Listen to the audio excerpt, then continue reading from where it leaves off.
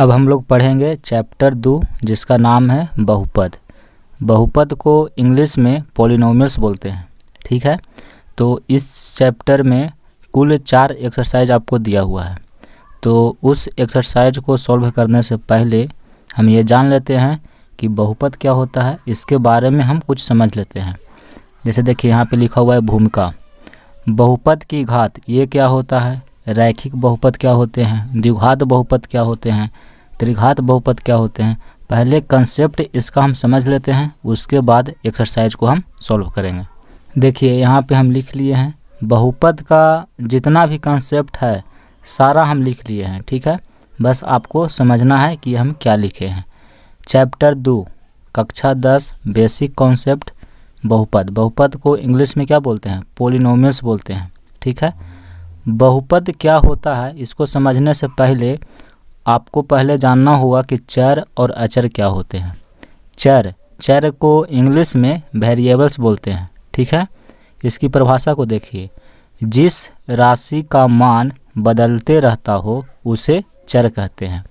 Example जैसे A B C D ये सब जो आप देख रहे हैं एक्स वाई जेड, ये सब चर कहलाता है। चर का जो मान होता है वो हमेशा बदलते रहता है। जैसे मान लीजिए कि x है, तो x का मान कभी 2 आता है, कभी 3 आता है, कभी 4 आता है। जब आप समीकरण को सॉल्व करते हैं तो देखते हैं x का मान कभी 2 आ गया, तो कभी 3 आ गया, कभी 4 आ गया। तो जिसका मान बदलते रहता है उसे चर कहते हैं। तो आप समझ गए, जैसे ए बी सी डी जो आप ये देख रहे हैं ये सब क्या है, चर है। अब यहाँ देखिए अचर। अचर को इंग्लिश में कांस्टेंट बोलते हैं। ठीक है, ये क्या होता है, तो जिस राशि का मान नहीं बदलता हो उसे अचर कहते हैं। एग्जाम्पल 1 2 3 4 5 ये सब क्या है, ये सब अचर राशि है। अब यहाँ देखिए ये लिखा हुआ है बीजीय व्यंजक, इसे इंग्लिश में एल्जेब्रिक एक्सप्रेशन कहते हैं। ये क्या होता है, तो चर तथा अचर राशियों से बने पदों को बीजीय व्यंजक कहते हैं। कहने का मतलब हुआ कि ऐसा पद हो जिसमें चर भी हो और अचर हो, तो उस पद को बीजीय व्यंजक कहेंगे। जैसे देखिए x क्या है, तो एक बीजीय व्यंजक है। अब कहिएगा कि इसमें चर है लेकिन अचर नहीं है, तो यहाँ पे देख रहे हैं कि एक x जो है इसके आगे में एक क्या है, गुना में है, ये छिपा हुआ रहता है। तो देखिए एक अचर है और ये चर है, तो चर और अचर का क्या है, गुना है, यानी दोनों है इसमें। तो हम बोल सकते हैं कि x जो है एक बीजीय व्यंजक है। बीजीय व्यंजक में चर और अचर राशि दोनों होता है, उसी के संयोग से बनता है। तो इसका एग्जाम्पल देखिए, जैसे यहाँ पे हम लिखे हैं 2x², ये क्या है, तो एक बीजीय व्यंजक है। क्यों है, तो क्योंकि इसमें देखिए चर भी है और अचर भी है। अचर इसमें 2 है और चर x है, तो चर और अचर से मिला करके बना है, इसलिए ये एक बीजीय व्यंजक है। अब यहाँ देखिए 2x + 3 यह एक बीजीय व्यंजक है। ठीक है, क्यों है, तो इसमें हम देख रहे हैं कि अचर राशि भी है, जैसे 3 हो गया, 2 हो गया, ये दोनों क्या है, अचर है, और चर x है। तो चर और अचर से मिल करके ये बना है, तो हम कह सकते हैं कि यह एक बीजीय व्यंजक है। ठीक है, तो आप समझ गए कि बीजीय व्यंजक क्या होता है। अब यहाँ पे देखिए नोट्स में हम लिखे हैं कि सभी बीजीय व्यंजक बहुपद नहीं होते हैं। ठीक है, इस बात को आप याद रखिएगा। जैसे 3/y हम उदाहरण में लिए हैं, ये क्या है, एक बीजीय व्यंजक है।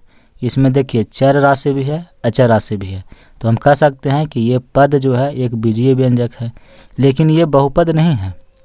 अब बहुपद तो अभी हम आपको पढ़ाए नहीं है कि बहुपद क्या होता है। ठीक है, इतना अभी जान लीजिए कि सभी बीजीय व्यंजक बहुपद नहीं होते हैं। अब देखिए बहुपद जो आपका चैप्टर का भी नाम है, बहुपद क्या होता है उसका हम यहाँ पे परिभाषा लिखे हैं।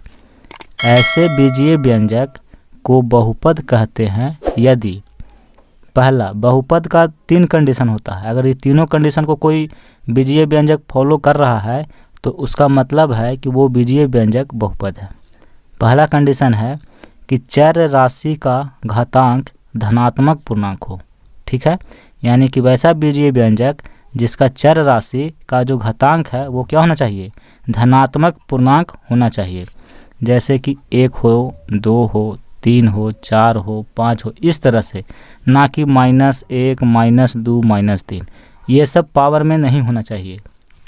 बीजीय व्यंजक के किसी भी चर में अगर घात -1, -2, -3 है, इस तरह से है, तो वो बहुपद नहीं होगा। बहुपद तभी होगा जब चर का घात धनात्मक पूर्णांक हो, जैसे 1, 2, 3 प्लस वाला। ठीक है, इस तरह से हो। तो ये हो गया आपका पहला कंडीशन। दूसरा कंडीशन, पदों की संख्या निश्चित हो। इसका कहने का मतलब ये है कि जैसे 2x + 3 यह एक बीजीय व्यंजक है और इसमें पदों की संख्या क्या गो है, तो 2 गो है, 1, 2। तो इसमें पदों की संख्या क्या है, निश्चित है। ऐसा नहीं होना चाहिए कि 2x + 3 ... ऐसे नहीं होना चाहिए। इसका मतलब ये हुआ कि आगे भी कुछ पद है, तो ये आपका बहुपद नहीं कहलाएगा। बहुपद तभी कहलाएगा जब पदों की संख्या निश्चित हो। तो ये समझ गए। अब देखिए तीसरा, प्रत्येक पद में चर राशि का गुणांक एक वास्तविक संख्या हो। कहने का मतलब है कि 3y + 5 यह क्या है, तो एक बीजीय व्यंजक है और इसको हम बहुपद भी कह सकते हैं। लेकिन बहुपद में जो चर का गुणांक होता है, इसमें चर y है, तो y का गुणांक कितना है, 3। तो ये 3 जो है ये वास्तविक संख्या होना चाहिए, काल्पनिक संख्या नहीं होना चाहिए। जैसे अगर -√2y + 5 रहता तो ये बहुपद है कि नहीं, तो हम कह सकते हैं कि ये बहुपद नहीं है, क्योंकि हम कह सकते हैं कि चर का जो गुणांक है ये क्या है, तो ये काल्पनिक संख्या है। -√2 देखिए, √-2 ये क्या है, ये काल्पनिक संख्या है। तो चर के साथ में काल्पनिक संख्या गुणा में है, तो ये बहुपद नहीं हो सकता है। बहुपद तभी होता है जब चर के गुणांक में वास्तविक संख्या हो।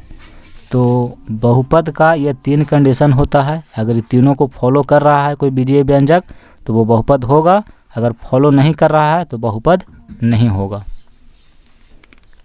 अब देखिए बहुपद का कुछ हम उदाहरण लेते हैं। पहला एग्जाम्पल, y³ + 3y² + 5y, ये बहुपद है कि नहीं ये आपको पता लगाना है। तो देखिए पहले तो हम देख रहे हैं कि यह एक बीजीय व्यंजक है। अब बीजीय व्यंजक है, अब इसमें हम देख रहे हैं कि इसका घातांक यानी कि चर का जो घातांक है वो एक धनात्मक पूर्णांक है। देखिए इस पर 3 है, यहाँ 2 है, इसके पावर में 1 है। तो 1, 2, 3 ये सब जो है धनात्मक पूर्णांक होते हैं।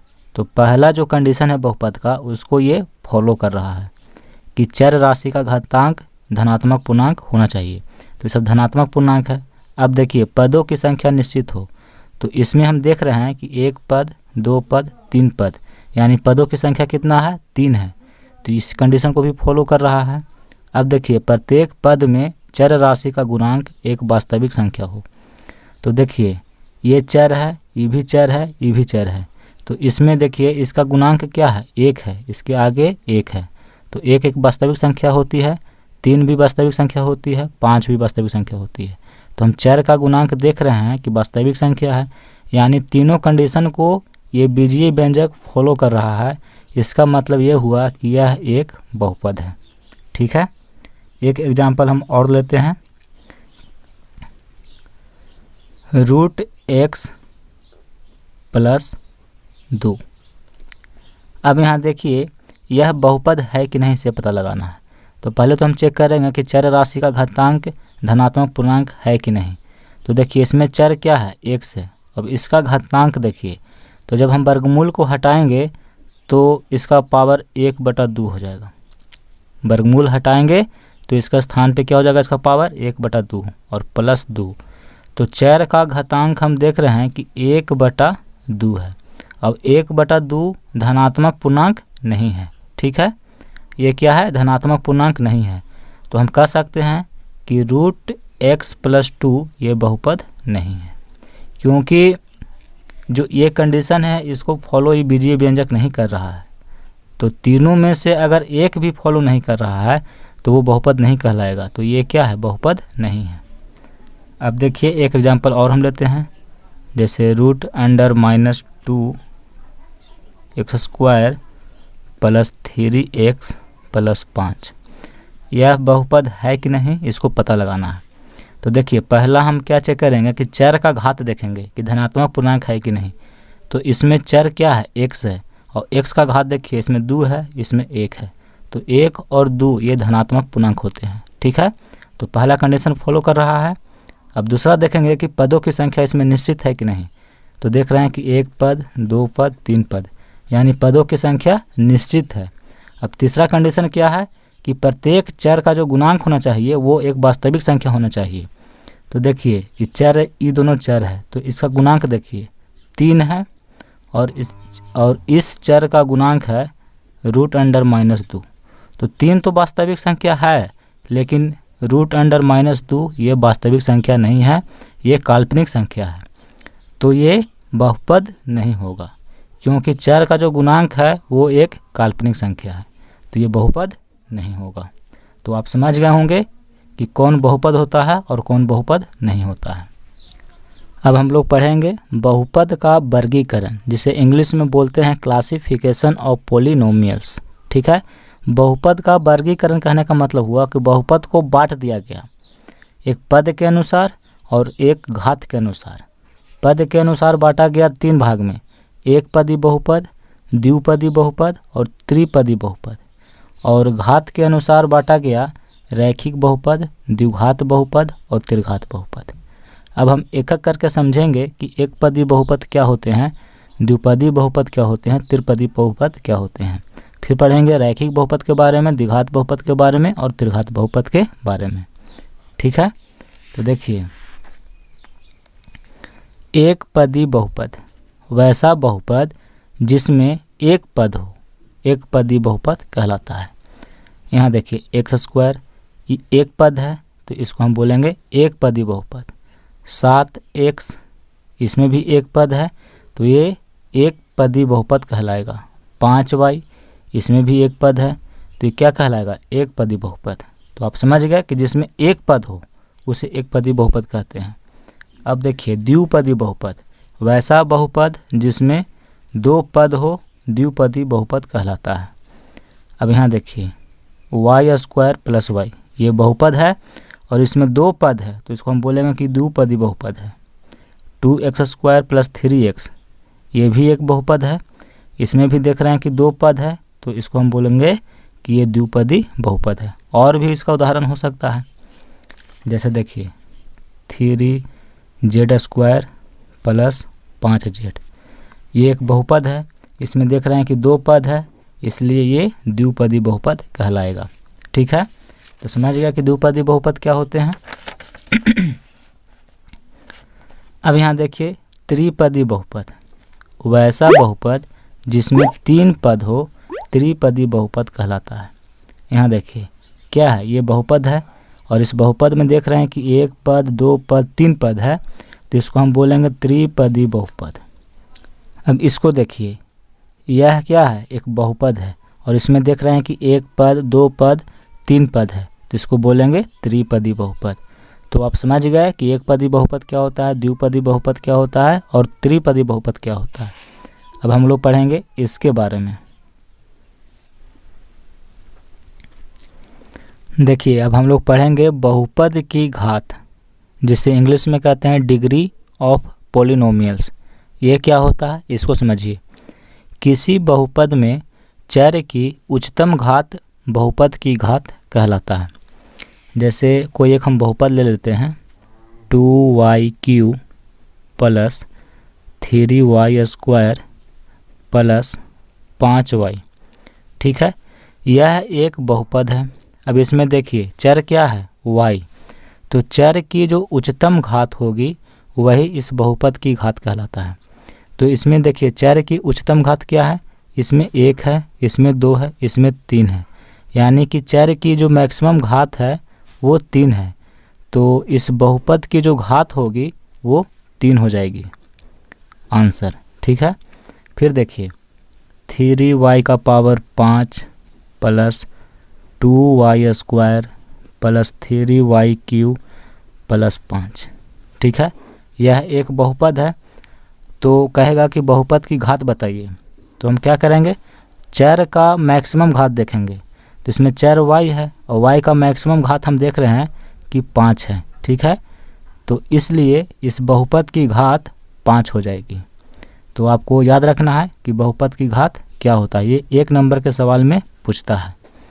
तो बहुपद में जो चर की मैक्सिमम घात होगी वही बहुपद की घात होती है, ये याद रखिएगा। तो यही यहाँ पे हम लिखे हैं कि किसी बहुपद में चर की उच्चतम घात बहुपद की घात कहलाता है। अब देखिए हम लोग पढ़ेंगे रैखिक बहुपद के बारे में, जिसे इंग्लिश में लीनियर पॉलिनोमियल्स कहते हैं, ठीक है। क्या होता है, तो एक घात वाला बहुपद रैखिक बहुपद कहलाता है, यानी कि वैसा बहुपद हो जिसमें चर का घात 1 हो, ठीक है, उसे क्या कहेंगे, रैखिक बहुपद कहेंगे। तो एग्जाम्पल देखिए यहाँ पे हम लिखे हैं 2x - 3, ये बहुपद है, इसमें चर का मैक्सिमम घात कितना है, 1 है। तो ये कौन सी बहुपद है, रैखिक बहुपद है। एक एग्जाम्पल यहाँ पे हम और लिए हैं 3z + 4, यह एक बहुपद है। अब इस बहुपद में ये जो चर है, ये चर का घात कितना है, 1 है। तो हम कहेंगे कि यह एक रैखिक बहुपद है। रैखिक बहुपद का मतलब हुआ कि एक घात वाला बहुपद, वैसा बहुपद जिसका 1 घात हो, ठीक है, उसे रैखिक बहुपद कहते हैं। अब यहाँ लिखे हैं कि रैखिक बहुपद का व्यापक रूप, जिसे इंग्लिश में स्टैंडर्ड फॉर्म कहते हैं, वो ax + b के रूप में होता है, ठीक है, जहाँ a और b वास्तविक संख्याएं हैं तथा a ≠ 0 होता है। a और b ये दोनों क्या होते हैं, वास्तविक संख्या होते हैं, और a 0 के बराबर नहीं होना चाहिए। तो यही होता है रैखिक बहुपद का व्यापक रूप और इसके कंडीशन। यहाँ देखिए जैसे हम लिखते हैं 2x + 4, यह एक रैखिक बहुपद है। इसको देखिए a हम लिखेंगे और ये x है प्लस b, तो ये लिखा हुआ है ax + b के रूप में। a बराबर इसमें 2 है और b बराबर 4 है। और रैखिक बहुपद का एक कंडीशन है कि a ≠ 0, यानी कि a का जो मान है ये 0 के बराबर नहीं होना चाहिए। अगर ये 0 हो गया तो फिर ये रैखिक बहुपद नहीं रहेगा।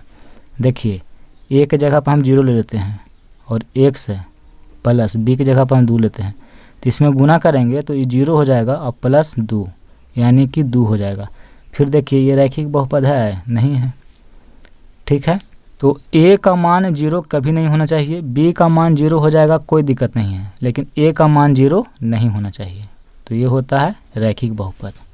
अब देखिए रैखिक बहुपद का ग्राफ एक सीधी रेखा होती है तथा इसके अधिकतम एक शून्यक होते हैं। शून्यक क्या होता है से समझिए। जैसे ग्राफ अब बनाइएगा रैखिक बहुपद का, तो एक सीधी रेखा में होती है, जैसे इस तरह से हो जाए या इस तरह से हो जाए, चाहे इस तरह से हो जाए, चाहे ऐसे हो जाए, सीधी रेखा में ग्राफ बनेगी रैखिक बहुपद का जब भी बनेगा तो। और शून्य की अगर हम बात करें तो यहाँ देखिए ये है एक्स अक्ष और ये होता है वाई अक्ष। तो अगर कोई रेखा यानी कोई ग्राफ अगर एक्स अक्ष को जितनी बार काटेगा उतना शून्यक होगा। जैसे मान लीजिए कि रैखिक बहुपद, तो हम जानते हैं कि रैखिक बहुपद का जब भी ग्राफ बनेगा तो सीधा बनेगा। तो देखिए हो सकता है कि ऐसे बन जाए तो एक्स अक्ष को एक बार काटेगा, हो सकता है कि ऐसे बन जाए, तो देखिए एक्स अक्ष ये रेखा एक्स अक्ष को तो नहीं काट रही है, तो इसमें शून्यक क्या हो जाएगा, 0 हो जाएगा। या फिर ऐसे अगर काटती है तो 1 होगा।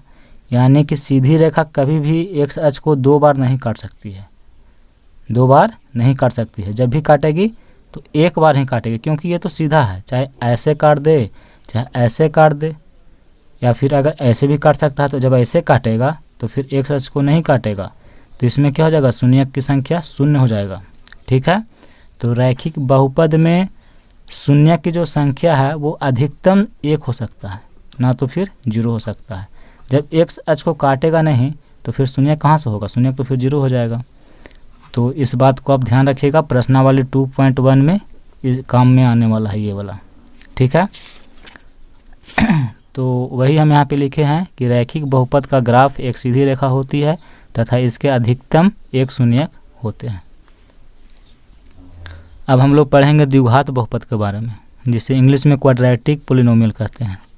तो देखिए, दो घात वाला बहुपद द्विघात बहुपद कहलाता है। दो घात वाला बहुपद, यहाँ देखिए ये बहुपद है, इसमें चर की घात कितना है, 2 है, तो इसको हम बोलेंगे द्विघात बहुपद। ठीक है, इसमें देखिए x² + 2x + 1, इसमें चर की मैक्सिमम घात देखिए, इसमें 1 है और यहाँ पे 2 है, तो मैक्सिमम घात 2 है, तो ये कहलाएगा द्विघात बहुपद। ठीक है, तो समझ गए कि द्विघात बहुपद क्या होता है। अब यहाँ देखिए, द्विघात बहुपद का रूप ax² + bx + c होता है, यानी कि इस रूप में होता है द्विघात बहुपद, जहाँ a, b तथा c वास्तविक संख्याएं हैं तथा a ≠ 0।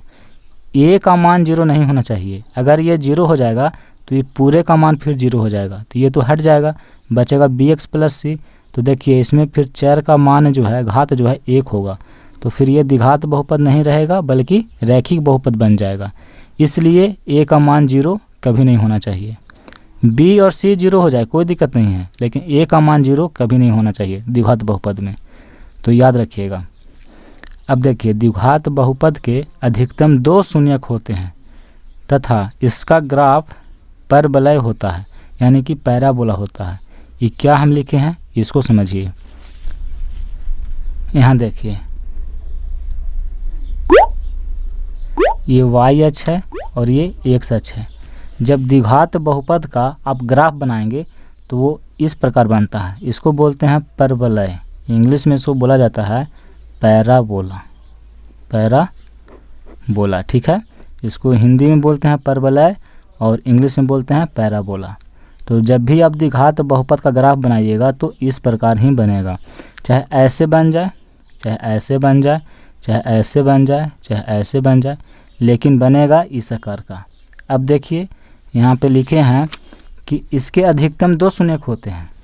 ठीक है, ये हम क्यों लिखे, देखिए मान लीजिए कि ये वाली ग्राफ पर अगर इस तरह से बन गया तो x अक्ष को 2 पॉइंट पे काटेगा, तो शून्यकों की संख्या हो जाएगी कितना, 2। या ये ऐसे भी काट सकता है, तो यहाँ पे देखिए x अक्ष को 1 बार काट रहा है, इसका मतलब है कि शून्य की संख्या कितना हो गया, 1 हो गया। या फिर ये ऐसे भी काट सकता है, तो ये ग्राफ ऐसा अगर बन गया तो ये तो x अक्ष को नहीं काट रहा है, तो इसमें शून्य की संख्या क्या हो जाएगा, 0। यहाँ पे इस तरह से काटा तो यहाँ पे 1 बार काटा तो शून्य की संख्या 1, इस तरह से ग्राफ बन गया तो शून्य की संख्या 2। तो वही यहाँ पे लिखे हैं कि द्विघात बहुपद के अधिकतम 2 शून्यक होता है। 0 भी हो सकता है, 1 भी हो सकता है, या फिर 2 हो सकता है, 3 नहीं हो सकता है। देखिए, जब भी ग्राफ बनेगा तो इस प्रकार से बनेगा, तो 3 बार x अक्ष को कभी काटेगा, कभी नहीं काटेगा। तो यही हम यहाँ पे लिखे हैं, इसको भी आपको समझना जरूरी है, और ये कंसेप्ट प्रश्नावली 2.1 में आने वाला है। अब यहाँ देखिए, यदि द्विघात बहुपद के 2 शून्यक अल्फा और बीटा हो तो शून्यकों का योगफल, यानी कि अल्फा प्लस बीटा बराबर एक फार्मूला होता है -b/a। ठीक है, और ये फार्मूला आपको प्रश्नावली 2.2 में आने वाला है, इसका यूज होगा, इसलिए इसको आपको याद रखना है। तो याद रखिएगा कि शून्यकों का योगफल यानी कि अल्फा प्लस बीटा बराबर एक फार्मूला होता है -b/a। अब देखिए, माइनस b जो होता है वो x का गुणांक होता है। यहाँ देखिए, b किसका गुणांक है, तो x का गुणांक है, तो यहाँ पर लिखे हैं x का गुणांक, और a देखिए x² का ये गुणांक है, तो बटा में x² का गुणांक। ये होता है शून्यकों का योगफल बराबर सूत्र। इसको आपको याद रखना है कि शून्यकों का योगफल बराबर होता है -b/a, जहाँ b क्या है तो x का गुणांक है, और a जो होता है x² का गुणांक होता है। ठीक है, और एक और फार्मूला होता है शून्यकों का गुणनफल, यानी कि अल्फा इंटू बीटा बराबर c/a होता है। c क्या है, तो यहाँ देखिए c होता है अचर पद और a होता है x² का गुणांक, यानी कि शून्यकों का गुणनफल बराबर c/a, यानी c है अचर पद और a क्या है x² का गुणांक। तो ये दोनों फार्मूला आप याद रखिएगा, इसका हम यूज करेंगे प्रश्नावली 2.2 में। अब यहाँ पे देखिए, यदि द्विघात बहुपद के शून्यकों का योगफल तथा गुणनफल ज्ञात हो तो द्विघात बहुपद ज्ञात करने का सूत्र। अगर आपको किसी भी प्रश्न में शून्यकों का योगफल दिया हुआ है और शून्यकों का गुणनफल दिया हुआ है और कहेगा कि द्विघात बहुपद ज्ञात करिए, तो उसके लिए एक फार्मूला होता है। यहाँ पे देखिए हम लिखे हैं द्विघात बहुपद बराबर एक्स स्क्वायर माइनस शून्यकों का योग इंटू एक्स प्लस शून्यकों का गुणनफल, यानी कि x square minus alpha plus beta into x plus alpha into beta, जहाँ अल्फ़ा बीटा क्या है तो द्विघात बहुपद के शून्यक है, तो शून्यकों का योग हम लिखे हैं और ये शून्यकों का गुणनफल है। अगर ये दोनों दिया हुआ है तो द्विघात बहुपद हम इस फार्मूला से निकाल सकते हैं। तो ये भी फार्मूला बहुत महत्वपूर्ण है, इसको भी आपको याद रखना है, ये प्रश्नावली 2.2 में काम में आएगा। अब हम लोग बात करते हैं त्रिघात बहुपद के बारे में, जिसे इंग्लिश में कहते हैं क्यूबिक पोलिनोमियल। क्या होता है तो 3 घात वाला बहुपद त्रिघात बहुपद कहलाता है, यानी कि वैसा बहुपद जिसमें बहुपद की घात कितना हो 3 हो, तो उसे हम कहेंगे त्रिघात बहुपद।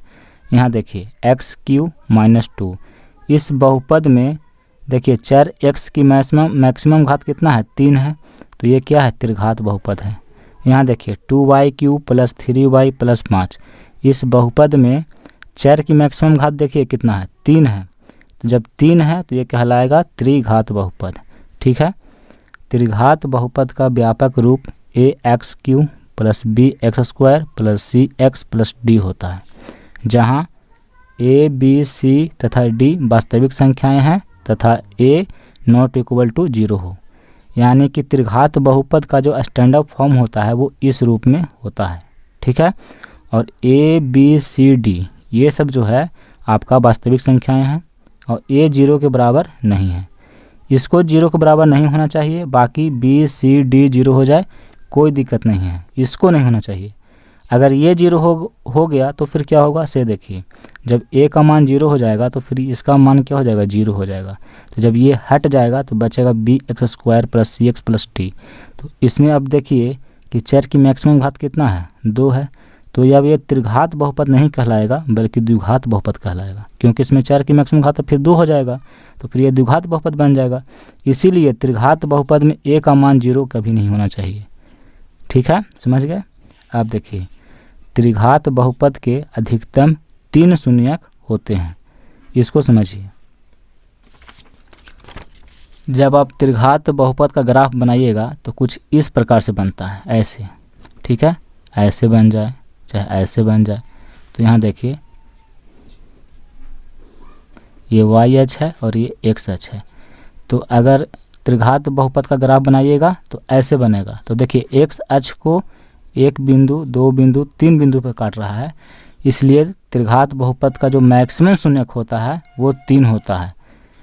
2 भी हो सकता है, देखिए ऐसे काटा वैसे हो जाएगा, तो 2 बार है तो 2 भी शून्यक हो सकते हैं, या 1 भी शून्यक नहीं हो सकता अगर ऐसे हो गया तो याद रखिएगा कि त्रिघात बहुपद के मैक्सिमम 3 शून्यक हो सकते हैं, 2 भी हो सकता है, 1 हो सकता है और 0 भी हो सकता है। ठीक है, लेकिन अधिकतम कितना होगा तो 3 होगा, 3 से ज़्यादा नहीं होगा, ये आपको याद रखना है। तो ये समझ गए। अब यहाँ देखिए, माना कि त्रिघात बहुपद के 3 शून्यक अल्फ़ा, बीटा तथा गामा है, तो कोई भी त्रिघात बहुपद हो अगर उसका 3 शून्यक अल्फ़ा, बीटा, गामा है तो शून्यकों का योगफल बराबर एक फार्मूला होता है, यानी कि अल्फ़ा + बीटा + गामा बराबर -b/a हो। इस फार्मूला को याद रखना है। अब देखिए b किसका गुणांक है, तो यहाँ देखिए b x² का गुणांक है, तो वही यहाँ पे हम लिखे हैं माइनस, ये माइनस है तो माइनस लिख दिए, b है x² का गुणांक और a किसका गुणांक है तो x³ का गुणांक है, तो यहाँ पे लिखे हैं x³ का गुणांक। ये फार्मूला आप याद रखिएगा, ये काम में आने वाला है कि शून्यकों का योगफल बराबर होता है -b/a, और यहाँ देखिए 2 करके शून्यकों का गुणनफल, यानी कि alpha × beta + beta × gamma + gamma × alpha बराबर होता है c/a। c किसका गुणांक है तो c गुणांक है x का, तो यहाँ पर हम लिखे हैं x का गुणांक बटा x³ का गुणांक। आप इसके जगह पर ये भी लिख सकते हैं। ठीक है, ये लिखिए या ये लिखिए, दोनों बराबर है। और देखिए शून्यकों का गुणनफल, यानी कि अल्फ़ा × बीटा × गामा बराबर एक सूत्र होता है -d/a। अब देखिए डी क्या है, तो डी एक अचर पद है, तो यहाँ लिखे हैं अचर पद बटा ए है एक्स क्यू का गुणांक, तो यहाँ पे लिखे हैं एक्स क्यू का गुणांक। तो ये 3 फार्मूला त्रिघात बहुपद का है, इसको आपको याद रखना है। और यहाँ देखिए ये द्विघात बहुपद का 2 फार्मूला है, इसको याद रखना है और इसको भी याद रखना है। तो जितना भी कंसेप्ट था बहुपद का हम पढ़ा दिए हैं। अब आपका 4 एक्सरसाइज है, उसको बनाने में कोई दिक्कत नहीं होगी, आप उसको बना सकते हैं। चलिए तो हम शुरू करेंगे प्रश्नावली 2.1।